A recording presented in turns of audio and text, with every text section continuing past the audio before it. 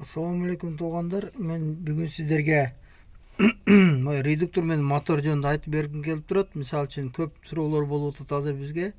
Редукторун такылдап калды, редуктордон звук чыгып калды. Анан пониженный, повышенныйды кошкондо редуктор, мисалы үчүн повышенныйды кошкондо редуктордон звук чыгат дегенчи. Ошол суроолорго качты мына. Могу редуктордо, редуктор. Могу жерде мына повышенный, пониженный ушул. Трос кетет тек неменин алдына. Ушул повышенный, пониженный. Ушул бул эмне үчүн такылдайт, эмне үчүн не болот? Мисалы үчүн могу азыр ичине кирип турат. Могу повышенныйден азыр пониженный да турат булчу. Ичине кирип турат ичине. Бул сиз тиякты көтөргөнүңүздө бул могу мына сыртка чыгат. Сыртка чыгат. Сыртка чыкканда bunun emne кереги бар, мисалы үчүн. Бул эмнеге иштетилет? Бул деген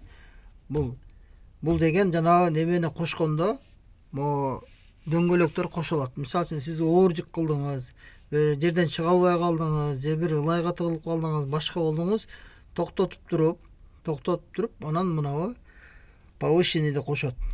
Повышенный деген могу дөңгөлөктөн, биринчи дөңгөлөктөн. Мисалы үчүн азыр муравейлердин бир эле дөңгөлөгү иштейт. Эки дөңгөлөк иштебейт.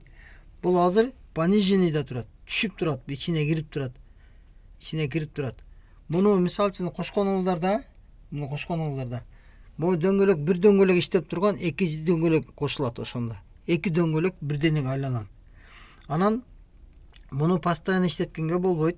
Бул төлкө груз болгон маалда гана иштетсе болот, туугандар. Мисалы үчүн груз болгон маалда кошосуз. Ошондо кошконуңузда бул чыгат. Могу чыгат, бул жерге чейин. Чыгат, анан кайрып чыгып алып кеткениңизде кайра астына пониженныйга салганыңызда бул кайра кирет. Бул кириш керек кайра. Бул кайра кирбесе, ошондо жаңы муравей такылдап калат. Така болуп жүрөт. Муну анан эмне кылыш керек такылдаганда? Такылдаганда эмне кылыш керек муну? Кандай кылып неме кылыш керек? Ошону дагы кийинки видеолордо айтып берем сиздерге.